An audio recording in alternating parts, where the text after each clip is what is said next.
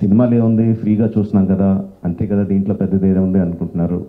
But ఆ piracy సినిమాలు చేసే వాళ్ళు ఏమీ సంఘసేవ చేయట్లేదండి. వాళ్ళు ఫ్రీగా ఏం చేయట్లేదు. అంత పెద్ద పెద్ద వెబ్సైట్లు, అంత పెద్ద పెద్ద సర్వర్స్ అవన్నీ హోస్ట్ చేయాలంటే చాలా ఖర్చు అవుతుంది. దానికంతా ఆ డబ్బంతా ఎక్కడి నుంచి వస్తుందండి? మా దగ్గర నుంచి రావట్లేదు డబ్బు. మా సినిమా పైరసీ చేయబడుతుంది, దాని ద్వారా నష్టపోతున్నాం తప్ప మేమేం వాళ్ళకి డబ్బులు ఇవ్వట్లేదు. సో డబ్బు ఎవరు ఇస్తున్నారు వాళ్ళకి? అదంతా రన్ చేయడానికి మీరే ఇస్తున్నారు. మీ పర్సనల్ డేటా అమ్మడం ద్వారా ఇస్తున్నారు. సో ఈ పర్సనల్ డేటా అన్నది చాలామందికి తెలియకపోవచ్చు, చాలామందికి తెలియచ్చు, చాలామందికి తెలియకపోవచ్చు.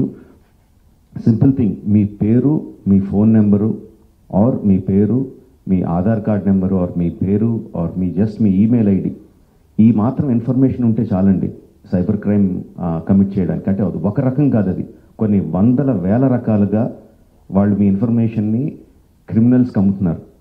మీ దగ్గర నుంచి మీరు తీసుకోవడానికి జస్ట్ మీ పేరు, ఫోన్ నెంబర్ ఎంటర్ చేస్తే సరిపోద్ది అనుకుంటున్నారు. బట్ ఆ ఇన్ఫర్మేషన్ని వాళ్ళు క్రిమినల్స్కి అమ్ముతున్నారు. ఆ క్రిమినల్స్ చేసే సైబర్ క్రైమ్స్ దాని మూలంగా ఎఫెక్ట్ అయినాయి.